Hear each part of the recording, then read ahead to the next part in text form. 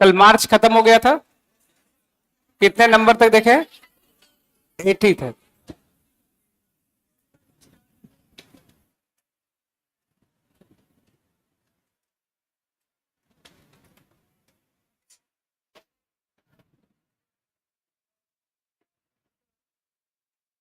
आज का सर हमको पीडीएफ नहीं, क्लास आए हुए थे तो बोला कि सर मतलब लंच बाद ले लीजिएगा, फिर ऊपर गए तो बोला नहीं देंगे, इसलिए हम कुछ नहीं बोले सर। अच्छा, मैं बोल दूंगा विकास।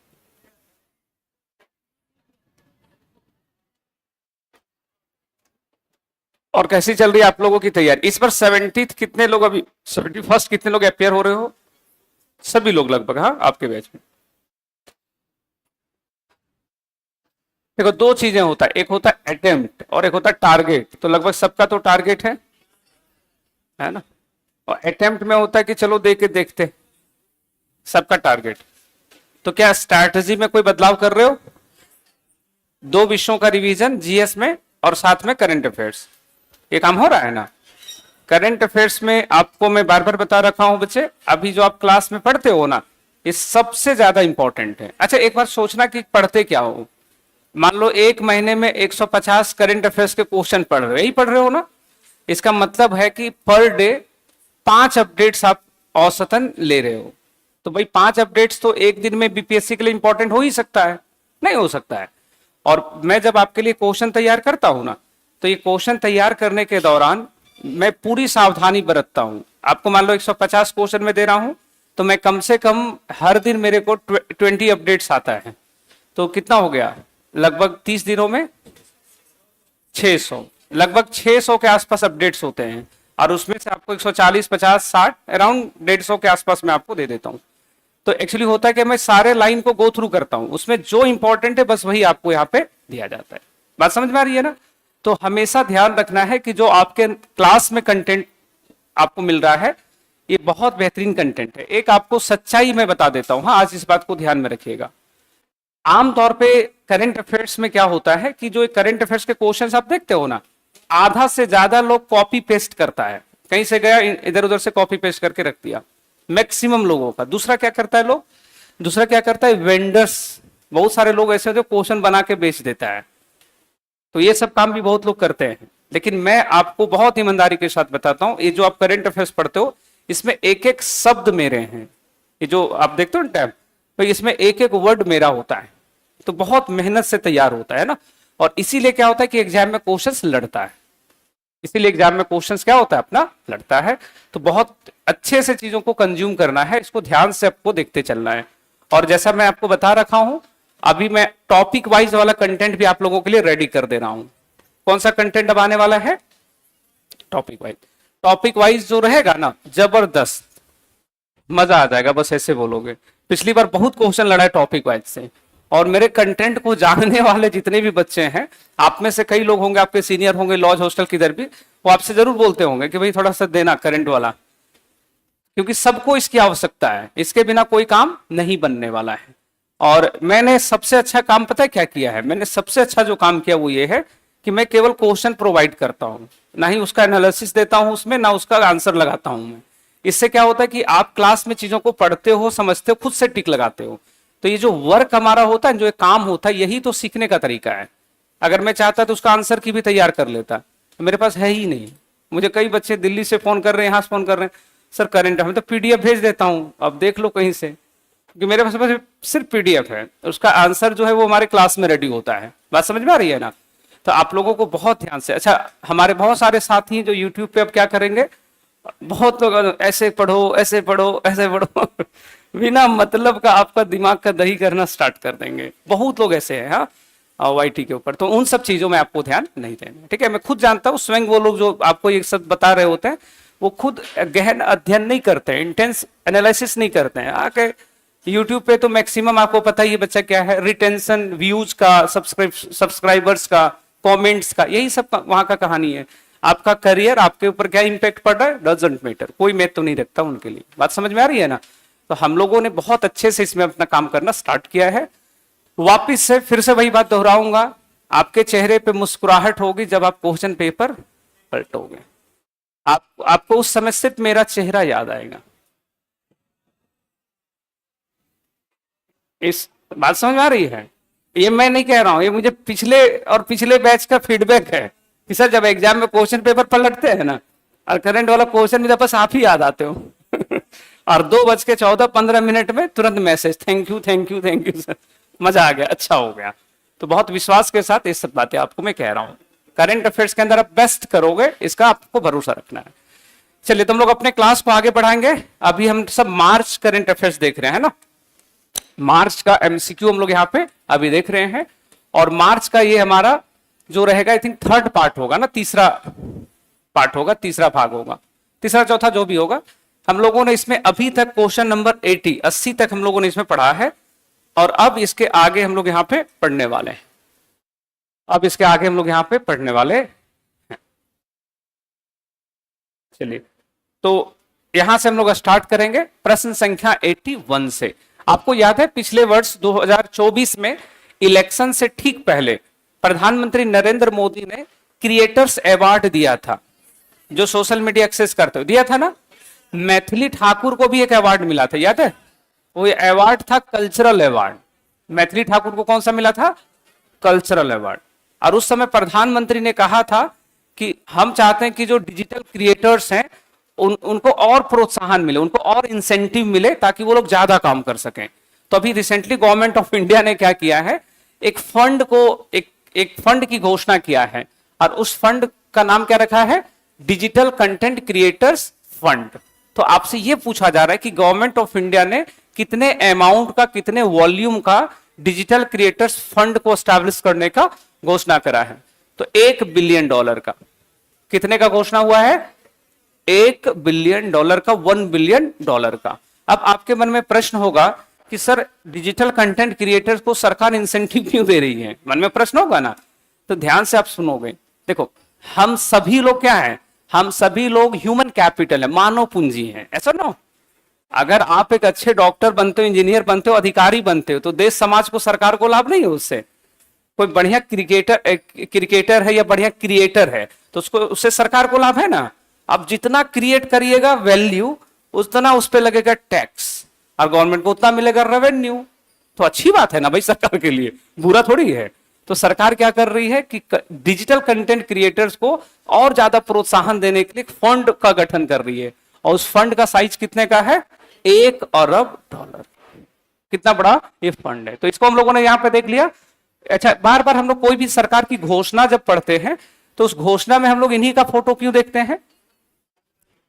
अश्विनी वैष्णव का, क्योंकि ये ministry of electronics and information technology वाला मंत्रालय है और सरकार के संबंधित मंत्री आकर के प्रेस में बाइट देते हैं कि भाई सरकार ये करने वाली है, इसीलिए हम लोग इनका फोटो देखते हैं।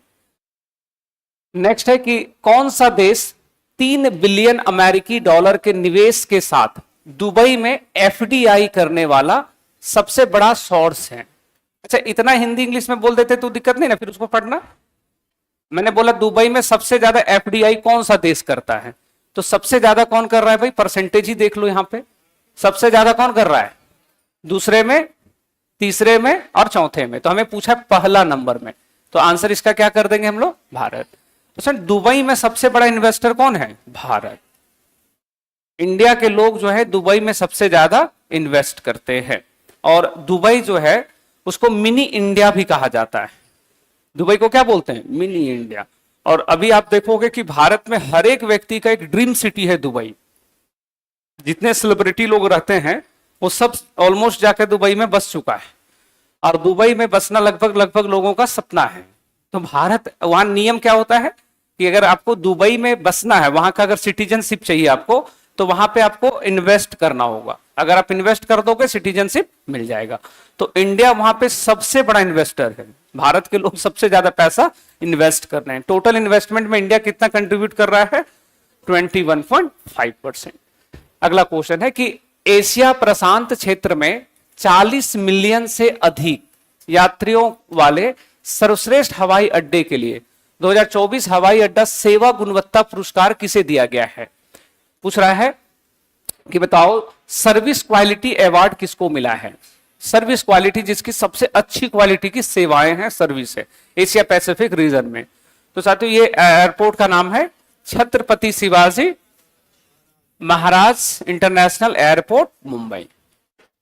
ठीक है, अब यहां पे ना 3 क्वेश्चन बनता है, तीनों क्वेश्चन को आपको ध्यान से सुनना पड़ेगा।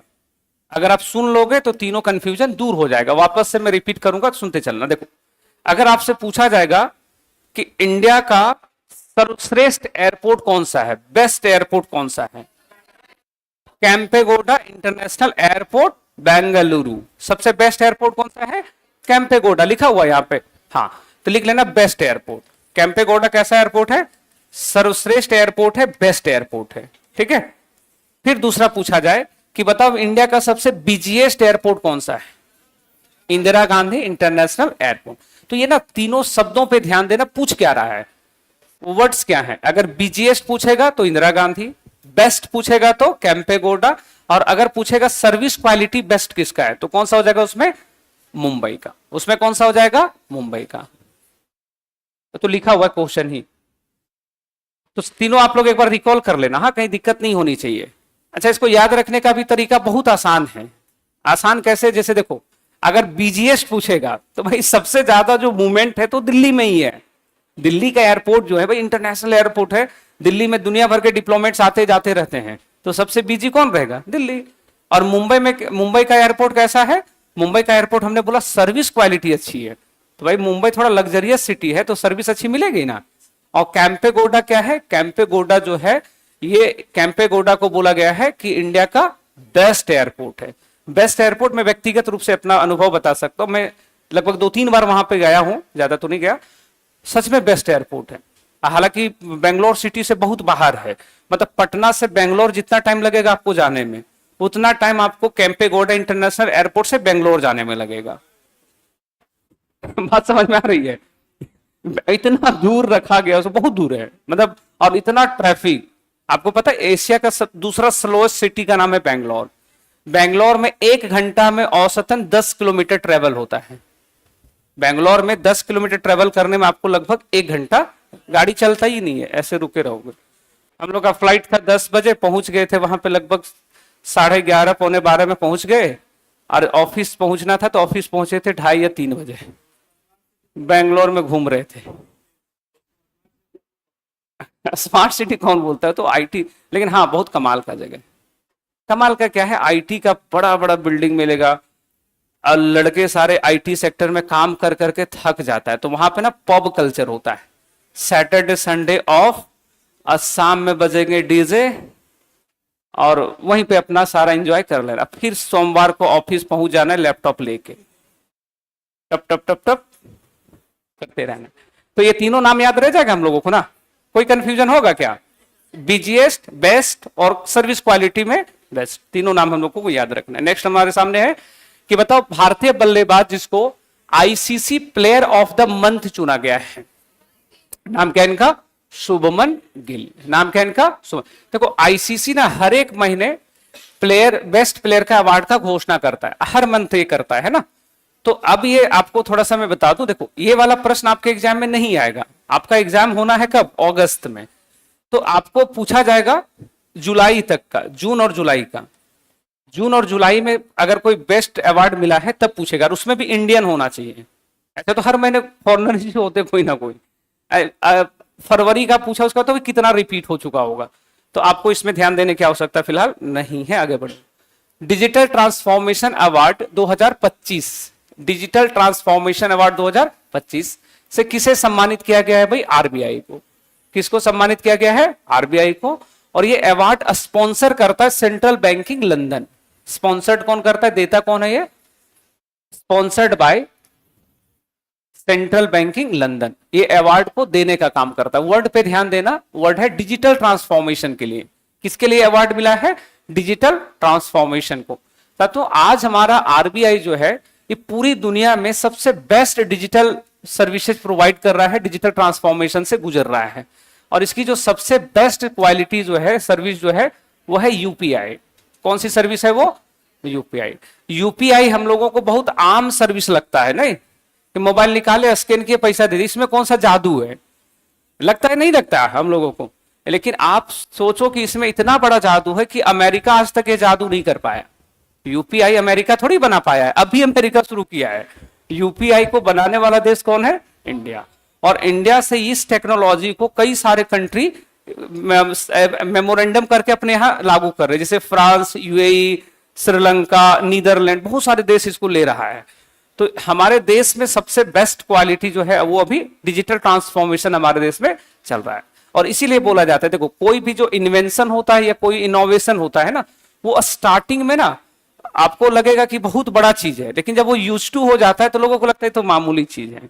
यूपीआई सोचो ये अपने आप में कितना बड़ा आविष्कार है कि बिना आपको अपने बैंकिंग डिटेल्स को रिपीट किए बिना आप नैनो सेकंड में ट्रांजैक्शन को कर लेते हो। और सोचो 2016 से पहले क्या स्थिति थी, ऐसा कोई सर्विस हुआ करता था नहीं, लेकिन आज हम लोग को लगता है बहुत आम चीज है, क्या है यूपीआई। बात समझ में आ रही है ना? लेकिन बहुत बड़ा चमत्कार है। और संबंधित पर्सनालिटी, इनका नाम आप सबको पता है, आरबीआई के गवर्नर है संजय मल्होत्रा। आरबीआई गवर्नर का नाम संजय मल्होत्रा। नेक्स्ट है महिला premier league WPL women's premier league किसने जीत लिया है? किसने जीता है? मुंबई ने। हराया किसको? दिल्ली कैपिटल्स को। हराया किसको है? दिल्ली। और आईपीएल किसने जीता है? आईपीएल किसने जीता? आरसीबी। किसने जीत लिया? आरसीबी। अभी लगभग 17-18 लोगों का डेथ का रिकॉर्ड आ चुका है। सोचो इतना हमारे देश में लोग पागल। क्या हुआ? हाँ वही बेंगलोर ऐसे भी भरा हुआ रहता है, ये जैसे पटना आपका भीड़ है ना, बस ऐसा ही है वो भी। क्रिकेट के प्रति लोगों का पागलपन नेक्स्ट लेवल पे है। तो ये WPL महिलाओं वाला खेल कौन जीत गया था? मुंबई। नेक्स्ट है कि बताओ अस्थाई जीवन शैली के लिए एक उचित बदलाव विषय के साथ विश्व उपभोक्ता दिवस कब मनाया जाता है? वर्ल्ड कंज्यूमर राइट्स डे कब मनता है? तो वर्ल्ड कंज्यूमर राइट्स डे 15 मार्च को मनाया जाता है। कब मनाया जाता है? 15 मार्च। एक एक्ट का नाम बता रहा हूं, उसको जरूर आप लिख लेना। उसका नाम है कोपरा। बीपीएससी खूब पूछती है, उसमें शॉर्ट में ही नाम लिख देती है, इतना बदमाश है। उसमें लिखा रहेगा कोपरा। कोपरा एक्ट कब बना था? 1986। कंज्यूमर प्रोटेक्शन राइट्स एक्ट, उपभोक्ता अधिकार संरक्षण अधिनियम कब बना है? 1986। और ये अधिनियम कौन सा है भाई? ये वही अधिनियम है जो कंज्यूमर के राइट्स को प्रोटेक्ट करता है ना। कंज्यूमर क्या होता है? कंज्यूमर भगवान का रूप होता है, नहीं होता है? उपभोक्ता कौन होता है भाई? भगवान का रूप होता है। तो उपभोक्ता को ठगना अच्छी बात है क्या? नहीं। लेकिन कंपनी वाला लोग क्या करता है? ठग लेता है। कैसे ठगता है? ये वाला क्रीम लगाओ 15 दिनों में गोरा, और उसका जो प्रचार करवा रहा है यामी गौतम से करवा रहा है, ऑलरेडी गोरी है। कैटरीना आलिया भट्ट से करवा रहा है, मैं तो गोरा नहीं तो रेड है मतलब अच्छा, उसमें क्या करता है? लोग स्टार मार्क लगा देता है ताकि कंज्यूमर केस नहीं कर पाए। हम लोग जैसा आदमी अगर लगाने लगेगा तो गोरा होगा? हम लोग भाई जैसे वैसे ही रहेंगे। तो बात समझ में आ रही है? तो हमारे देश में कानून कौन सा बना है? कोपरा एक्ट। कौन सा एक्ट है? बीपीएससी रिपीटेड क्वेश्चन पूछती है, कौन से वर्ष में पारित हुआ है? Year was 1986। और 15 मार्च वो डेट था जब ये एक्ट इंडिया में इंप्लीमेंट हुआ था। इसीलिए उस दिन को किस रूप में मनाते हैं? Consumers rights day. आगे क्वेश्चन होगा कि बताओ काउंटर टेररिज्म पर मंथन आसियान रक्षा मंत्रियों के सम्मेलन प्लस विशेषज्ञ कार्य समूह की 14वीं बैठक कहां हुई? क्वेश्चन इधर भी है कि where will be the 14th meeting of ASE and defence minister, ASEAN and defence minister conference plus expert working group be held brainstorming on counter terrorism. Counter terrorism पे बैठक किधर हुआ था? म्यूनिक में हुआ था, जर्मनी में। कहां पर हुआ है ये? म्यूनिक में, जर्मनी में। अच्छा, जब भी हम लोग काउंटर टेररिज्म की बात करते हैं, किसकी बात हो रही है? Counter terrorism. मैंने 2 एक्ट आपको बताऊंगा, ये दोनों एक्ट आप लोगों को यहां पे जानना है। एक एक्ट है UAPA, आप लोग लिखे थे कल? हाँ, कब था? Year was 1967। और दूसरा एक्ट हम लोग क्या पढ़े थे? PMLA। Year was 2002। ये दोनों एक्ट आप जरूर याद रखोगे, रेंडमली कभी भी आपसे पूछा जाएगा। इंडिया ने अपने यहां काउंटर टेररिज्म के लिए कौन से एक्ट बनाए हैं, इसको बनाया है। नेक्स्ट है जागो ग्राहक। जागो ग्राहक, जागो जो है ना वो जिसे हमारे यहाँ उपभोक्ता मामलों का मंत्रालय है ना, मिनिस्ट्री ऑफ कंज्यूमर अफेयर्स, तो वो कंज्यूमर को अवेयर करने के लिए स्लोगन दिया गया है। नाम क्या है उसका, जागो ग्राहक जागो। वो बेसिकली ये बताया जा रहा है कि ग्राहक आपको ठगा नहीं जाना है, आपको रैशनल रहना है, विवेकशील अपनी बुद्धि का प्रयोग करना है ना। अभी हम लोग, लेकिन हम लोग हैं बड़े दूसरे टाइप के कंज्यूमर। भैया हम लोग डब्बा पे देखते हैं कि ये वाला सिगरेट पीने से लंग्स खराब होता है और कैंसर होता है, लेकिन उसके बावजूद भी हम लोग कोई बात नहीं पी लेते हैं। हमारे यहाँ यही ना हो रहा है। और आपको ये पता है भारत सरकार हमेशा क्या करती है, गाइडलाइंस जो जारी करती है ना, तो बोलती कि जो सिगरेट का डब्बा है उस पर वो जो इमेज छपा रहता है ना, वो तो उसका साइज बड़ा कर दो। कंपनी को बड़ा करना भी पड़ता है, लेकिन हम लोग हैं दूसरे लेवल के लोग। तो जागो ग्राहक जागो का स्लोगन अवेयरनेस के लिए है कि कंज्यूमर को अवेयर करना है। तो कंज्यूमर जो अवेयर है वो तो काम कर लेता है, जो अवेयर नहीं है वो काम नहीं। अभी आप लोगों को एक छोटी सी बात बताता हूं। कोल्ड ड्रिंक्स आप पीते हो? कोल्ड ड्रिंक्स के बारे में जानकारी बता रहा हूं आपको। इंडिया में सेम कंपनी जैसे पेप्सी है या कोका कोला है, ये जो कंपनीज है वो तो पूरी दुनिया में अपना कोल्ड ड्रिंक्स बेच रहा है, सॉफ्ट ड्रिंक। सबसे ज्यादा ये लोग जो शुगर का कंटेंट्स ऐड करता है वो इंडिया में करता है, इंडिया में ऐड करता है। मतलब आप सोचो, मतलब बाकी देशों में अगर 10% शुगर यूज कर रहा है तो इंडिया में 20% कर रहा है। पता नहीं क्या इनको दुश्मनी है। अब इसको पीने से क्या हो रहा है भाई, लोग डायबिटीज की ओर अग्रसर हो रहे हैं। तो बहुत सारा चीज है, उसको लेकर के थोड़ा अवेयरनेस को आपको यहाँ पे रखना है। तो इसलिए गवर्नमेंट अवेयरनेस के लिए सब काम करती है। अच्छा, पूछा जा रहा है कि हॉकी के प्रसारण के लिए, ब्रॉडकास्टिंग के लिए जमन लाल शर्मा पुरस्कार किस ऑर्गेनाइजेशन को दिया गया है? हॉकी को उसने ब्रॉडकास्ट किया था, प्रमोट किया था, तो ये अवार्ड किसको दिया गया है? प्रसार भारती को ना। भारत सरकार की कंपनी का नाम क्या है? प्रसार भारती।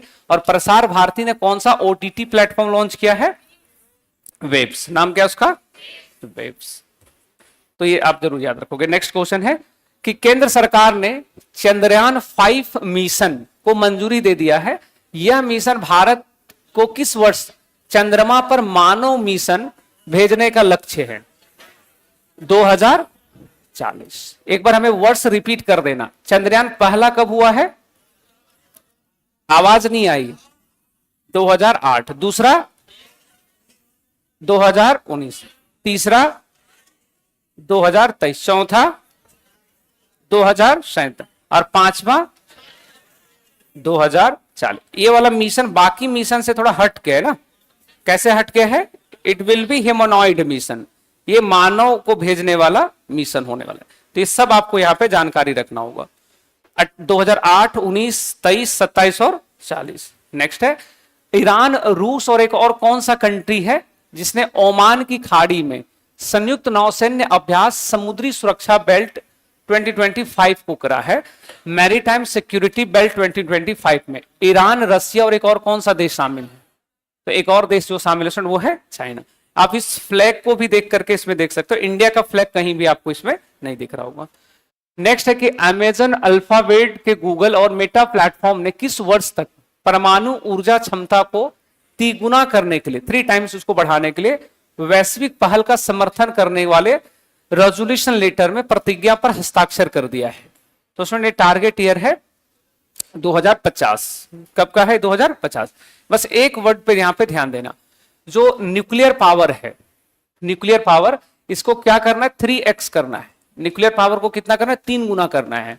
और ये 3 गुना करने का जो लक्ष्य है उसमें ये सारी कंपनियां, अमेजॉन, अल्फाबेट, मेटा, वो सब ने बोला कि हम उसमें अग्री करते हैं, हम उसमें साथ है, समर्थन करते हैं।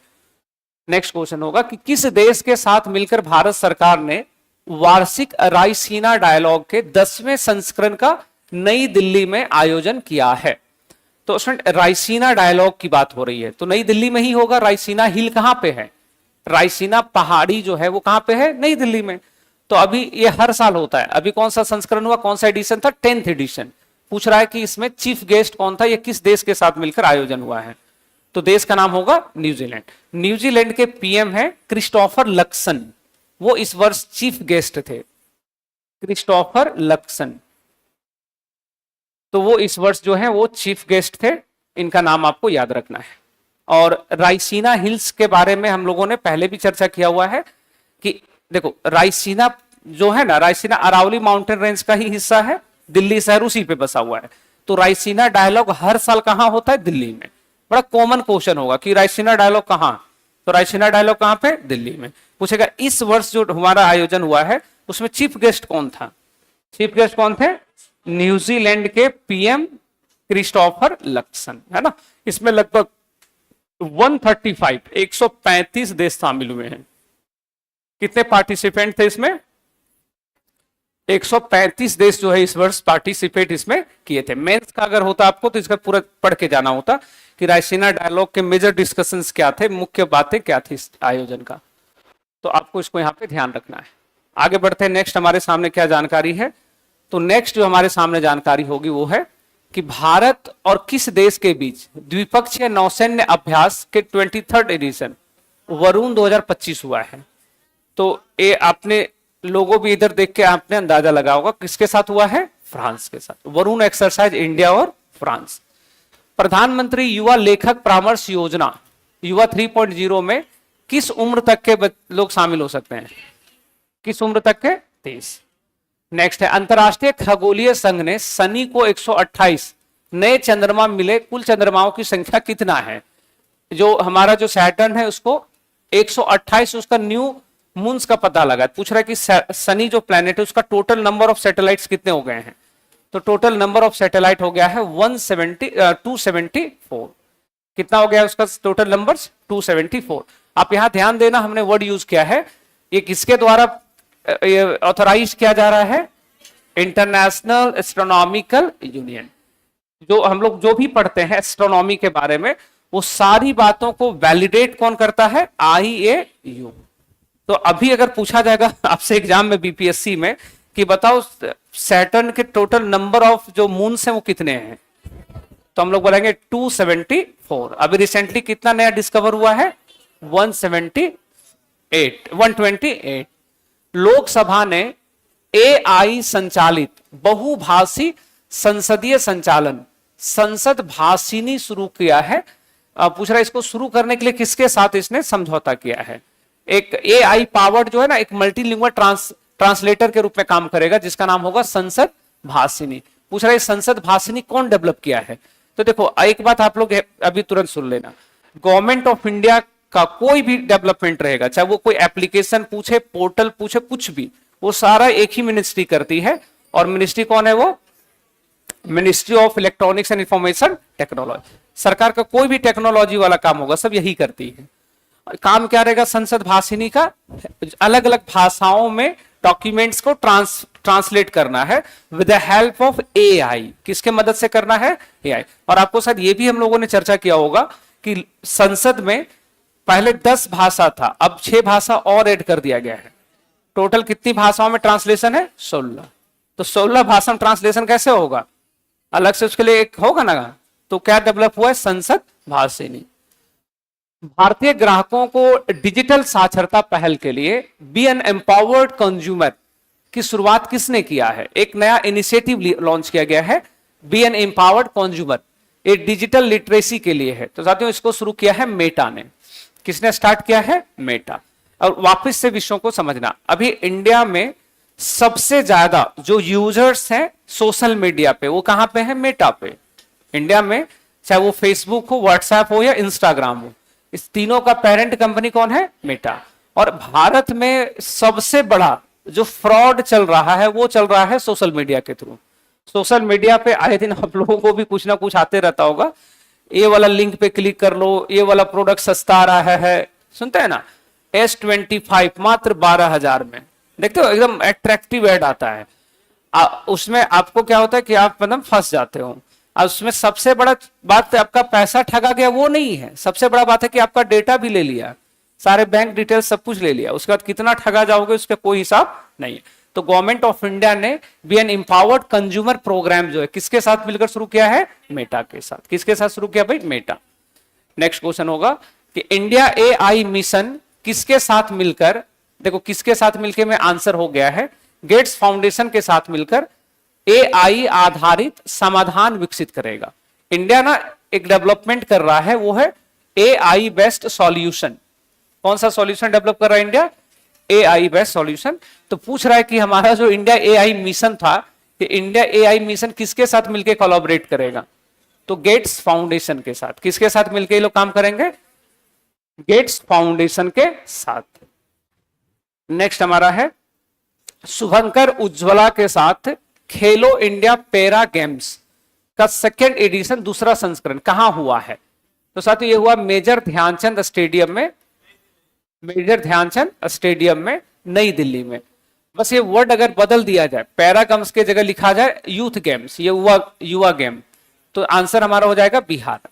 उत्तर क्या हो जाएगा? बिहार। तो शब्दों को केवल ध्यान देना है।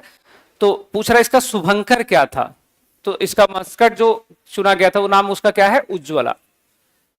नेक्स्ट है कि 19वें रामनाथ गोयनका पत्रकारिता में हिंदी कैटेगरी के लिए एक्सीलेंसी अवार्ड किसको मिला है? रामनाथ गोयनका अवार्ड बहुत ही एक प्रेस्टिजियस अवार्ड के तौर पे इसको देखा जाता है। पूछ रहा है किसको मिला है हिंदी में? तो ये मिला है स्टूडेंट मृदुलिका झा को। ये आज तक जो चैनल है उस पर काम करती हैं। और रामनाथ गोयनका कौन है, इनके बारे में थोड़ी जानकारी रखना। रामनाथ गोयनका, रामनाथ गोयनका जो इंडियन एक्सप्रेस न्यूज है उसके फाउंडर हैं। ये इंडियन जो एक्सप्रेस है आपका न्यूज चैनल, उसके फाउंडर हैं। और उन्हीं के नाम पे अवार्ड हर वर्ष दिया जाता है। तो इस अवार्ड को इस साल हिंदी भाषा में किसको मिला है? मृदुलिका झा को। नेक्स्ट क्वेश्चन होगा प्रख्यात मूर्तिकार जिसे महाराष्ट्र राज्य का सर्वोच्च नागरिक सम्मान महाराष्ट्र भूषण से सम्मानित किया, उनका नाम क्या है? देखो इनकी फोटो लगी है, लग रहे थोड़े गुलजार टाइप के, लेकिन ये गुलजार नहीं है, इनका नाम है राम सुतार। ये राम सुतार वही व्यक्ति हैं जिन्होंने स्टैच्यू ऑफ यूनिटी बनाया था। जो स्टैच्यू ऑफ यूनिटी जो है दुनिया की सबसे ऊंचा स्टैच्यू, जिसकी ऊंचाई 182 मीटर है। तो ये जो स्टैच्यू था उसको डिजाइन करने वाले उसके मूर्तिकार का नाम ही क्या है? राम सुतार। और इनको महाराष्ट्र का सर्वोच्च सम्मान दिया गया जिसका नाम है महाराष्ट्र भूषण। ये सम्मान इतना बड़ा है कि इससे पहले यह सम्मान रतन टाटा को भी मिला हुआ है और एग्जाम में क्वेश्चन भी पूछा गया है। एक पुरस्कार और बहुत फेमस है, वो है असम वैभव पुरस्कार। असम वैभव बीपीएससी ऑलरेडी पूछ रखी है। तो ये भले ही एक राज्य विशेष का पुरस्कार है लेकिन बड़ा सम्मानित, बड़ा ही थोड़ा सा नामी पुरस्कार है। तो पुरस्कार में नाम हम लोग क्या देख रहे हैं? महाराष्ट्र भूषण। और महाराष्ट्र भूषण किसको मिला है? राम सुतार को। नेक्स्ट होगा कि किस शहर से भारत का पहला सार्वजनिक निजी भागीदारी पब्लिक प्राइवेट मॉडल पर आधारित हरित अपशिष्ट प्रसंस्करण संयंत्र, कौन सा संयंत्र है ये? तो संयंत्र का नाम है ग्रीन वेस्ट प्रोसेस प्लांट। पूछा जा रहा है ये कहां पे एस्टैब्लिश हो रहा है? तो सर ये एस्टैब्लिश हुआ है इंडिया के सबसे क्लीन सिटी में, सबसे स्वच्छ शहर में, और उस शहर का नाम है इंदौर। शहर का नाम क्या है? इंदौर। तो इसको रिकॉल करना थोड़ा आसान होगा नहीं? इंडिया का पहला हरित प्रसंस्करण जो अपशिष्ट प्रसंस्करण संयंत्र वो कहां पे है? इंदौर में। नेक्स्ट है कि किस देश के क्रिस्टी कोवेंट्री को अंतरराष्ट्रीय ओलंपिक समिति का अध्यक्ष बनाया गया है? सुंदर महिला देख रहे हो यहां पे? नहीं, तो इनका नाम क्या है? Christie Coventry. इनको बनाया गया है इंटरनेशनल ओलंपिक कमेटी का हेड। पूछ रहा है किस देश की है? जिम्बाब्वे की। कहां की है ये? जिम्बाब्वे। बेसिकली आपको नाम भी याद रखना, नाम इनका क्या? Christie Coventry. नेक्स्ट क्वेश्चन है राष्ट्रपति भवन में एक दिवसीय पर्पल फेस्ट का आयोजन हुआ है। ये पर्पल फेस्ट का आयोजन किसके लिए हुआ था? पर्पल फेस्ट किसको डेडिकेटेड था? तो ये था डिसेबल एम्पावरमेंट के लिए, दिव्यांग जनों के सशक्तिकरण के लिए। नेक्स्ट है कि महत्वपूर्ण दिवस और उससे संबंधित तारीख को देखो और उसमें से जो इनकरेक्टली मैच्ड है उसको पहचानो। इनकरेक्टली मैच्ड कौन सा है थोड़ा आप लोग पहचान के बताओ, बहुत इंपॉर्टेंट है ये, देख लो थोड़ा। कौन सा है? डी वाला। क्या होना चाहिए? वाटर डे कब बनता है? 22 मार्च को। कब बनता है? बाकी सब सही है, बाकी सब क्या है? सही। इसमें एक बड़ा खतरनाक है ये वाला, नेशनल एनीमिया डे। एक डेटा आपको बता रहा हूं, भारत में 53% वीमेन्स, महिलाएं एनीमिया से पीड़ित हैं। अभी रिसेंट डेटा है, जब मैं यूनिवर्सिटी में था तो हमने पढ़ा था 57%।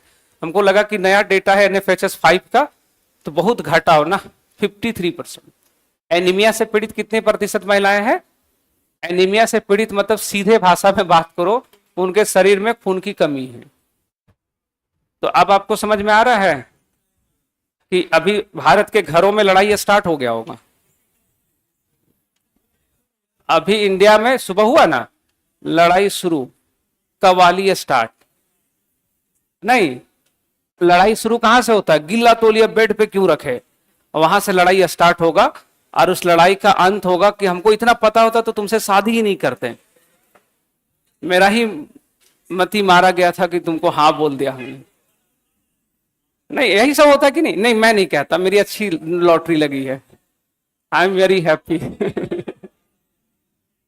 अरे देखो, कुल मिला के कहानी यही है कि मतलब मैं अपने मम्मी पापा से देखता हूं, भाई ये लोग लड़ाई कर रहा है पिछले 40 साल से, डेली लड़ता है लोग, लेकिन उसके बाद भी देखते हैं साथ ही रह रहा है। तो विकल्प है नहीं, तो आपको लड़ना नहीं है, आप पहले ही जो है वो आप सरेंडर कर दो। नहीं सीधी बात, तब पता ही है लड़ाई का कारण समझ में आ रहा है। लेकिन आप लोगों को विशेष रूप से है कि खाना पीना पे ध्यान देना चाहिए ना, आपको अपना खाना, क्योंकि आप समझ लो कि ये जो बीमारी उसका सबसे बड़ा कारण वही है कि भाई आपका जो फूड सिस्टम है वो थोड़ा गड़बड़ हो गया है।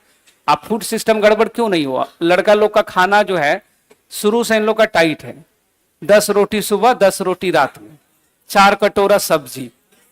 अब मैं ये बात कह रहा हूं, ये लोग सब सॉफ्ट है, लड़का सब नमक चेक करता है 3 रोटी में, नहीं करते हम लोग है ना, ऐसे खड़ा खड़ा 2-3 रोटी में तो नमक चेक कर, नमक थोड़ा कम, थोड़ा नमक डालो, ऐसे वो खाना नहीं है, वो नमक चेक हो रहा है। नहीं होता, हम लोग ऐसा नहीं करते। अच्छा हॉस्टल में आप लोगों ने ऐसा स्थिति बनाया है? हम लोग बनाए थे कि भैया कोई हमारा दोस्त अगर खाना वाना बनाता था आमतौर पे फ्लैट में, तो हम लोग मतलब वो अपना रोटी वोटी छिपा लेता था, तो आ रहा है नमक टेस्ट करने, और अभी 2-3 रोटी तो नमक ही टेस्ट में हो जाएगा। और लड़की लोग का खाना ही 1 रोटी 1.5 रोटी, नहीं इतना ही करते, 2 रोटी, ओ माय गॉड। आप मैगी मैगी रोटी, मैगी रोटी भी समझो खाता है लोग। हाँ तुम लोग भी खाते हो ना, ये आप लोग पे संदेह नहीं हमको, और उतना में तो पेट ही नहीं भरेगा, कहां से खाएंगे। अब बिहार में इतना बढ़िया बढ़िया खाना है, उसके बावजूद भी अगर आप नहीं खाओगे तो फिर तो मामला गड़बड़ है। नेक्स्ट क्या है कि सबसे बड़ा साहित्यिक सम्मान है ज्ञानपीठ। तो पूछा जा रहा है कि ये ज्ञानपीठ पुरस्कार किसको मिला है? अश्विन ज्ञानपीठ पुरस्कार में ना इस बार बड़ा कंफ्यूजन है, ठीक है, आपको ध्यान से पहले बात को सुनना है। इंडिया का सबसे बड़ा लिटरेरी अवार्ड कौन सा है? ज्ञानपीठ। पहला बात क्लियर हो गया। पूछ रहा है कि ज्ञानपीठ पुरस्कार किसको प्रदान किया जाएगा? अभी नहीं दिया गया है, ये क्या होगा, ये दिया जाएगा भविष्य में, है ना। तो पूछा जा रहा है किसको दिया जाएगा, तो नाम है उनका विनोद कुमार शुक्ला। लेकिन फिर आपने पढ़ा होगा कि अभी 58th ज्ञानपीठ पुरस्कार अभी दिया गया है। कौन सा एडिशन है? 58। किसको ये मिला है भाई? 2 लोगों को मिला है। किसको मिला है? 2 लोगों को। एक है राम भद्राचार्य, और दूसरा जो नाम है वो है गुलजार। दूसरा नाम क्या है? गुलजार। तो अब एग्जाम में ना इस बार बड़ा कंफ्यूजन रहने वाला है, क्योंकि वो समझने में बड़ा दिक्कत होगा तो ये पूछ क्या रहा है ये। तो अगर अब नंबर याद रखना 58, अगर 58 पूछेगा तो ये पूछ रहा है आपसे। राम भद्राचार्य और दूसरा नाम क्या है? गुलजार। इनको पहचानते होगे? राम भद्राचार्य जो वो आंखों से देख नहीं पाते और लगभग अभी तक लगभग 200-250 किताबों को अब तक लिख चुके हैं, नहीं।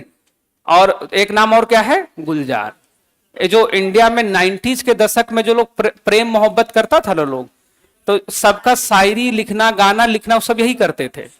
1990 के दशक वाला जो प्रेम का जो सब भाषा था वो यही सिखाते थे। और अभी देखोगे सोशल मीडिया पे इनके नाम पे बहुत फेक आईडी बनता है, जो मन में आता लिख देता, नीचे लिख देता गुलजार। अब गुलजार साहब बेचारे बीमार रहते हैं, उनको इतना फुर्सत है कि इंस्टाग्राम पे पोस्ट करेंगे शायरी लिख के। कोई बात नहीं, क्रेडिबिलिटी की बात है। तो ये दोनों नाम हम लोगों को याद रह सकता है क्या? राम भद्राचार्य गुलजार। कौन सा अवार्ड इनको है? 58। और अभी नया घोषणा किसको हुआ है? ये है छत्तीसगढ़ के। कहां के हैं ये? छत्तीस। इनका अब ऐसे तो नहीं पूछता, बट जरूर जानना, क्योंकि छत्तीसगढ़, ओडिशा, झारखंड, बिहार में कोई मिलता है तो बड़ा पुरस्कार माना जाता है। नेक्स्ट है कि विश्व जल दिवस पर केंद्रीय जल शक्ति मंत्री ने देशव्यापी जल शक्ति अभियान कैच दी रेन 2025 का शुभारंभ कहां किया है? तो कैच दी रेन का शुभारंभ किया है पंचकुला, हरियाणा से। कहां से किया है? पंचकुला, हरियाणा से। जल शक्ति मंत्री का नाम आप जल्दी बताएंगे हमें, क्या नाम है जल शक्ति मंत्री का? देखो यही तो है, CR पाटिल। नाम क्या इनका? CR पाटिल। आप इनका नाम जरूर याद रखें। तो पंचकुला से कैच दी रेन का शुभारंभ हुआ। कैच दी रेन बहुत बड़ा प्रोग्राम है एक्चुअली गवर्नमेंट का। नाम क्या लिखा हुआ है? Catch the rain. ये है जो वर्षा जल है ना, जो रेन वाटर है, उसको कंजर्व कैसे किया जाए, उसके लिए इसकी शुभारंभ हुई है। भारत और किस देश के बीच संयुक्त विशेष अभ्यास खंजर 12 का टॉकमोक में आयोजन हुआ है?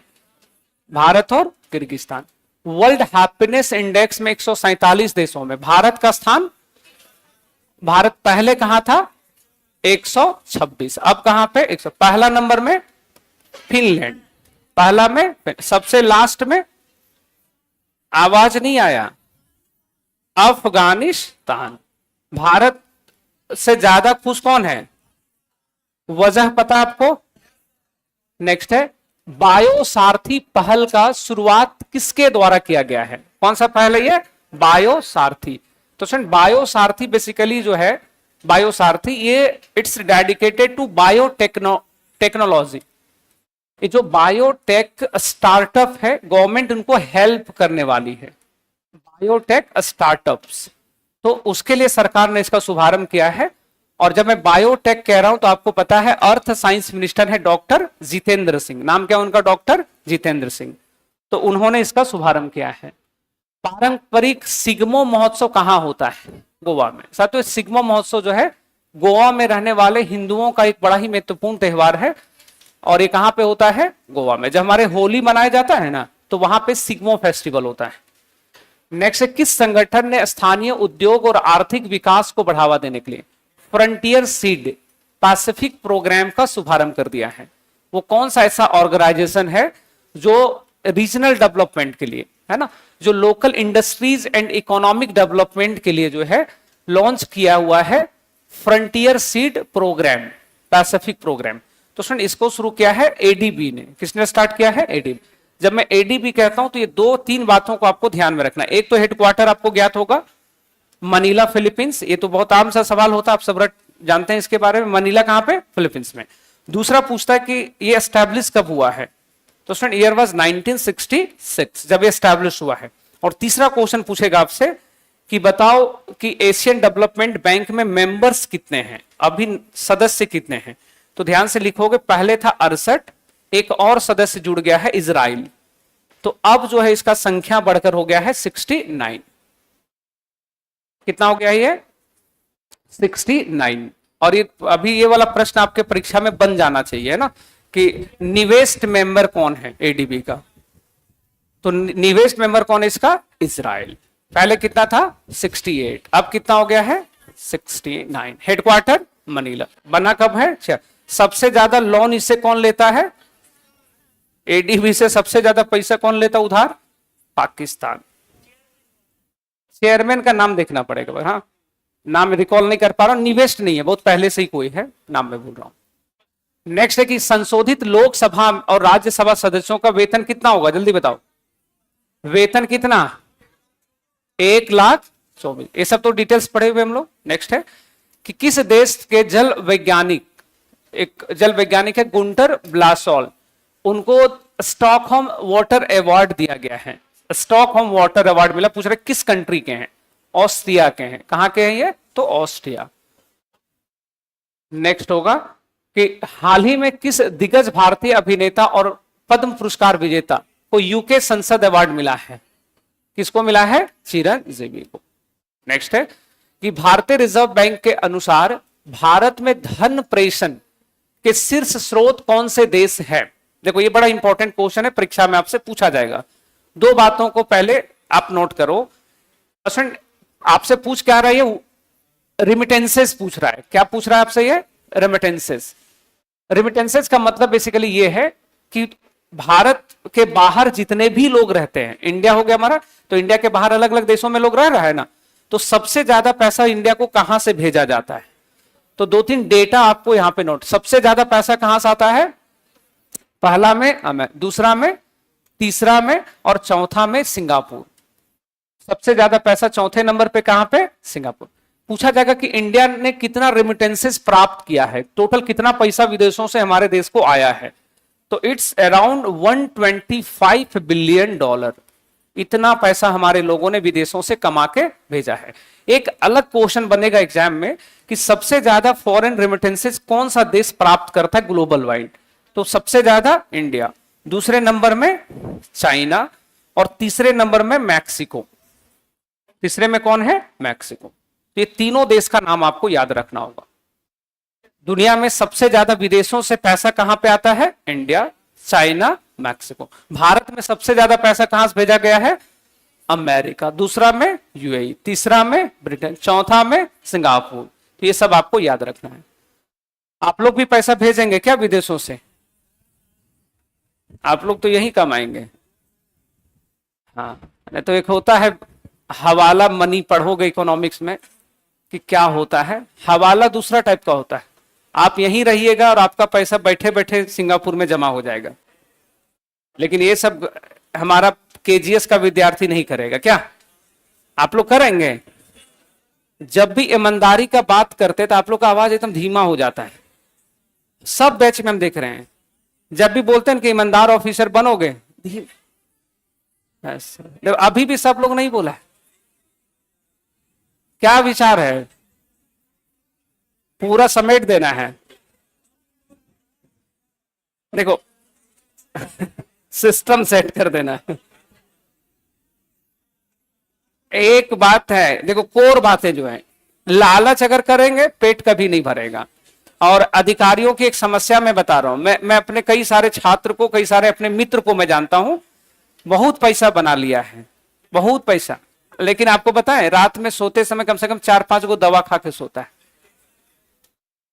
एक बार अगर कोई करप्शन किए उसके बाद बेचैन रहेंगे आप, क्योंकि अभी ना इतना आपको सोचो। अच्छा, जमाना बड़ा दिक्कत वाला है ना, एक भी अगर गलत न्यूज आपका निकला, तुरंत social media, news, print media में हर जगह आ जाएगा, और उसके बाद आपका सारा मेहनत, सारा इज्जत पे पानी फिर। हम लोग भी पढ़ेंगे न्यूज़पेपर में, अरे ये तो था बैच नंबर 2 का। तो बात समझ में आ रहा है ना, इसलिए नहीं। आपको रहने खाने का सब कुछ इतना बढ़िया सुविधा मिलेगा तो पैसा क्या जरूरत। और आप सोचिए, आप कितने अधिकारी को जानते हो, अधिकारी को ज्यादा जानते हैं नहीं, 2-4 अच्छे अधिकारी होंगे जिनको आप लोग जानते होंगे, तो आप लोगों को वही सब में से एक होना है ना। नेक्स्ट है, आगे क्वेश्चन क्या है कि किस देश ने इंग्लैंड में आयोजित पुरुष और महिला कबड्डी विश्व का खिताब जीत लिया है। तो भाई कबड्डी का खिताब भारत नहीं जीतेगा तो कौन जीतेगा, हराया किसको है, इंग्लैंड को। लिख लेना कि दोनों में हराया किसको, रनर अप कौन है, रनर अप है इंग्लैंड, दोनों में महिला पुरुष। टीबी दिवस कब मनता है भाई, 24 मार्च को। टीबी दिवस कब मनता है, टीबी खत्म करो, ये देखो थीम लिखा हुआ बच्चे, हर क्वेश्चन में मैं थीम लिख देता हूं ऊपर में ही। देखो ये कब, 24। एग्जाम में क्वेश्चन आएगा कि टीबी मुक्त भारत या बिहार कब बनेगा, तो इंडिया और बिहार दोनों का टारगेट ईयर सेम है। अभी बिहार गवर्नमेंट ने भी घोषणा किया है टीबी मुक्त बिहार इंडिया बनाना है 2025 में। 2025 में, इसी साल खत्म कर देना है। काहे नहीं पॉसिबल, अपना ज्वाइनिंग ले ही लोगे उसके बाद ही खत्म करोगे क्या। बहुत लोगों का होता है कि सर हम वेलफेयर ऑफिसर बनेंगे ना तब खत्म करवा देंगे। तो टारगेट ईयर 25 ही है। टीबी का टारगेट ईयर क्या है, 25, दोनों का, बिहार सरकार का भी और भारत का भी। किस संगठन द्वारा जारी रिपोर्ट के अनुसार भारत का सामाजिक सुरक्षा कवरेज, सोशल सिक्योरिटी कवरेज जो है 2021 में 24.4% था, एंड नाउ इट्स 48.8%, मतलब डबल हो गया है सोशल सिक्योरिटी कवरेज। ये रिपोर्ट किसका भाई, इंटरनेशनल लेबर ऑर्गेनाइजेशन का, इंटरनेशनल लेबर ऑर्गेनाइजेशन का ये रिपोर्ट है। और ये सारी संगठन तो आप पैसे भी जानते हो, इसका हेडक्वार्टर किधर है, रोम इटली में, और बना कब था? ईयर वाज 1990, 1919 में। तो आईएलओ का ये रिपोर्ट है कि इंडिया में सोशल सिक्योरिटी, सामाजिक सुरक्षा का जो कवरेज था वो डबल हो गया है, बढ़ गया है। नेक्स्ट है कि किस राज्य ने भारत का पहला वरिष्ठ नागरिक आयोग बनाने का घोषणा किया है? किसने? केरल। केरल का सीएम को पहचानते हैं आप? पिनाराई विजयन। नाम क्या इनका? पिनाराई। उत्तराखंड के बाद यूसीसी लागू करने वाला दूसरा राज्य कौन बन जाएगा? गुजरात। और यहां पे कब से था? गोवा में 1867। नेक्स्ट है कि किसको युवा मामलों और खेल मंत्रालय के द्वारा पहली बार फिट इंडिया आइकॉन नॉमिनेट किया गया है? किसको नॉमिनेट किया गया है? आयुष्मान खुराना। आयुष्मान खुराना को यूनिसेफ ने भी अपना गुडविल एम्बेसडर बनाया हुआ है। तो यूनिसेफ ने भी इनको क्या किया है? गुडविल एम्बेसडर बनाया हुआ है। इसको आपको ध्यान देना है। अभी देखते हैं, एक यूट्यूब पे एक ऐड आता होगा कि सबसे अच्छा जो वादा होता है वो एक बच्चे को किया गया वादा होता है। एक देखिएगा ऐड आता भी यूट्यूब पे, बहुत फ्रीक्वेंटली आ रहा है। वो भी कौन करते हैं? आयुष्मान खुराना। तो फिट इंडिया जो हमारे कंट्री में एक मूवमेंट गवर्नमेंट चलाती कि युवाओं को कैसे फिट रहना है, उसके आइकॉन किसको पहली बार बनाया गया है? आयुष्मान खुराना को। रामायण सम्मेलन कहां हुआ है? कोलंबो में। रामायण पूछे सम्मेलन का या गीता पूछे? और बीपीएससी पूछ चुकी है, इसलिए आपको अच्छे से देखना है इसको। तो रामायण सम्मेलन या गीता सम्मेलन दोनों कहां हुआ है? कोलंबो, श्रीलंका में। भारत अपने पड़ोसी देश श्रीलंका को पछाड़ते हुए दुनिया में सबसे बड़ा चाय निर्यातक देश बन गया है। तो पहला नंबर में चीन है, ठीक है, दूसरा नंबर में भारत, और पीछे हम लोगों ने किसको छोड़ दिया है? श्रीलंका को। पीछे हम लोगों ने श्रीलंका। तो राइट आंसर होगा ऑप्शन नंबर बी। भारत में सबसे ज्यादा कहां पे? तो सबसे ज्यादा आसाम में। अभी पहला नहीं पूछता है, हर जगह देखिएगा एग्जाम में दूसरा पूछता है। दूसरा है वेस्ट बंगाल में, चाय का दूसरा सबसे बड़ा उत्पादक। नेक्स्ट है राष्ट्रीय बौद्धिक संपदा इंटेलेक्चुअल प्रॉपर्टी 2024 में पेटेंट कैटेगरी में किस संस्था को सम्मानित किया गया है? पूछा जा रहा है कि बताओ, अभी recently national intellectual property award 2024 में पेटेंट कैटेगरी में किसको अवार्ड मिला है? तो साथियों ये मिला है आईआईटी कानपुर को। किसको मिला है? आईआईटी कानपुर। ये वर्ड जो लिखा हुआ पेटेंट, आप लोगों का इकोनॉमिक्स हुआ है शायद या नहीं हुआ है? हुआ भी है, नहीं हुआ भी, दोनों बोल रहे हैं। नहीं हुआ है तो होगा। आ गए भरत सर भी वहां पे एमएच में मुसल्लपुर में क्लास लेते हैं, तुरंत आप लोगों को आएंगे। तो मैं बेसिकली बता रहा हूं, देखो 3-4 शब्द है जिसको आपको ध्यान देना है। एक होता है कॉपीराइट, एक होता है पेटेंट। ये सब क्या है? ये इंटेलेक्चुअल प्रॉपर्टी को कंजर्व करने के लिए है। ऐसे क्या होता है, लोग कॉपी पेस्ट कर लेता है। ये जो डिजिटल बोर्ड हम लोग यूज कर रहे हैं, कोई तो ऐसा व्यक्ति होगा जिसने इसका इन्वेंशन किया होगा, तो उस व्यक्ति को इसकी क्रेडिट मिलनी चाहिए या नहीं मिलनी चाहिए? मिलना चाहिए ना। अरे बोलो हाँ या नहीं। आप लोग फ्यूचर में कुछ बनाओगे तो आप लोग को क्रेडिट नहीं मिलना चाहिए? सिर्फ क्रेडिट चाहिए कि रॉयल्टी भी चाहिए? रॉयल्टी भी चाहिए। क्रेडिट से क्या होता है, आपको कुछ रॉयल्टी भी देना।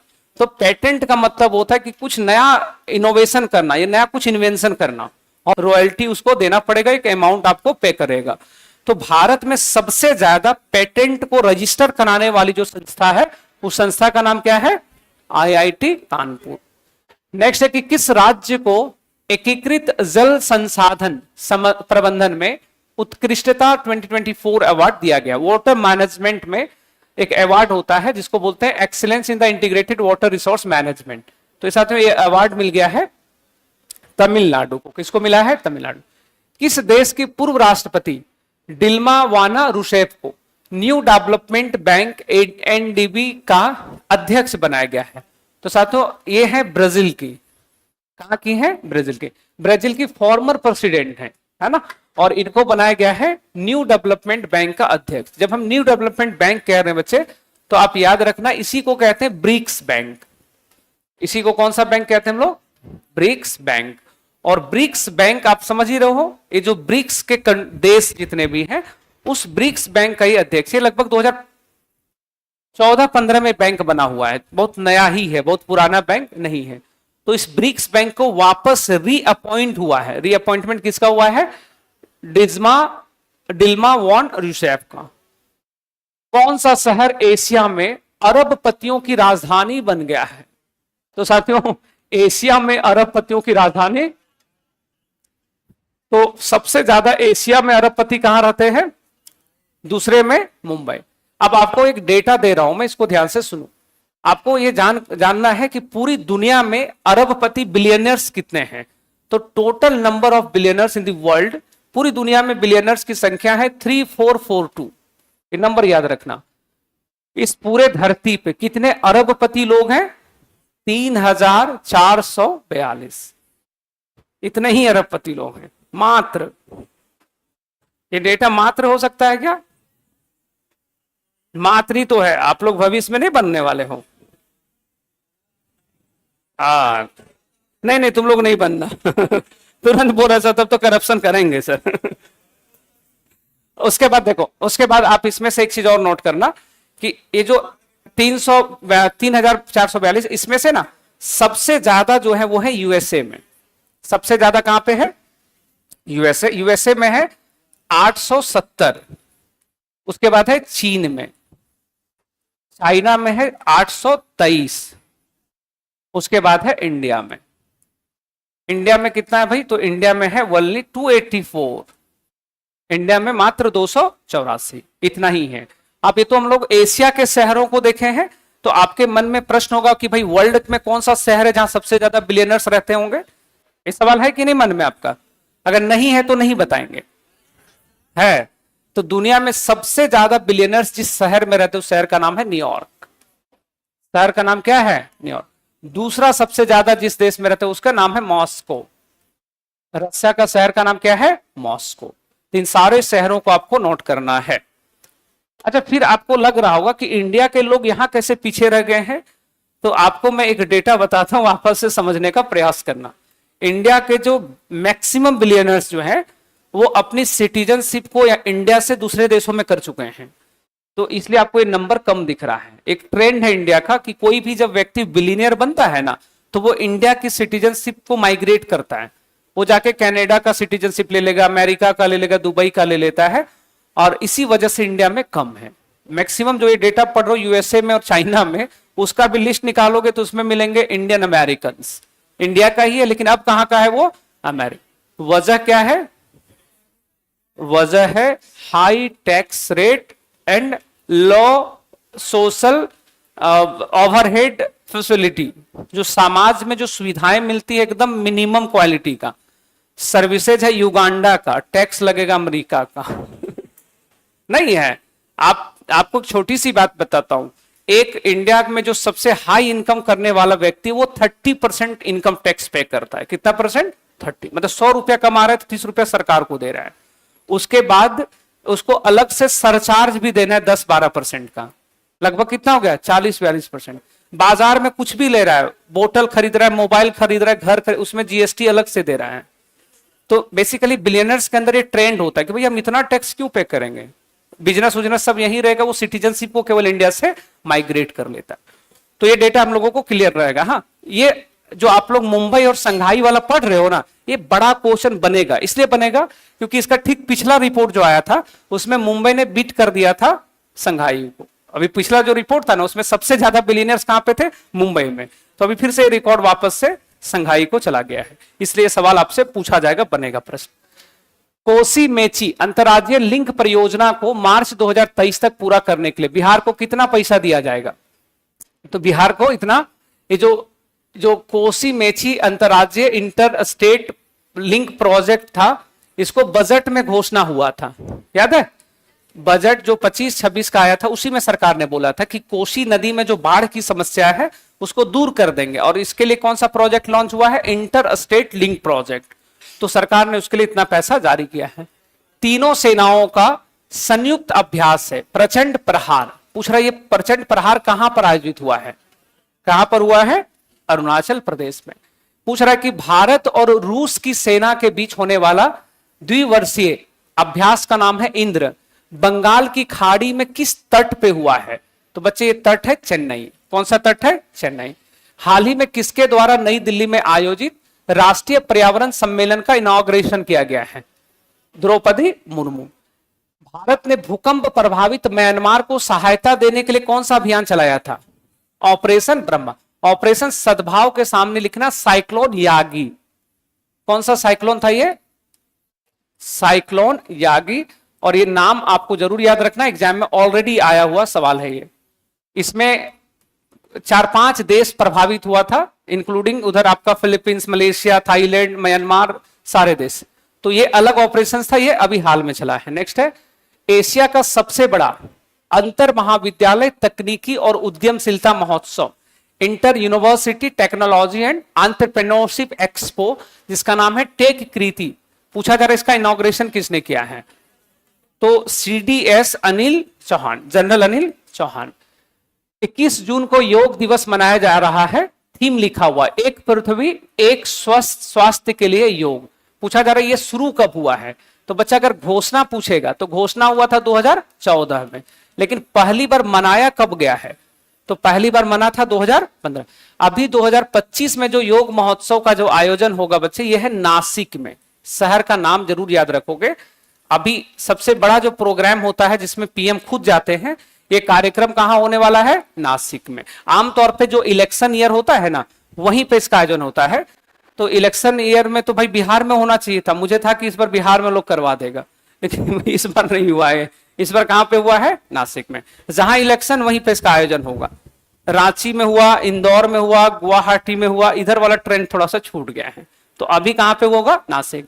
भारतीय वायुसेना किस देश से बहुराष्ट्रीय वायु अभ्यास इनियोक्स 25, ये तो पढ़े हुए हो, किसके साथ ये अभ्यास होगा? ग्रीस के साथ।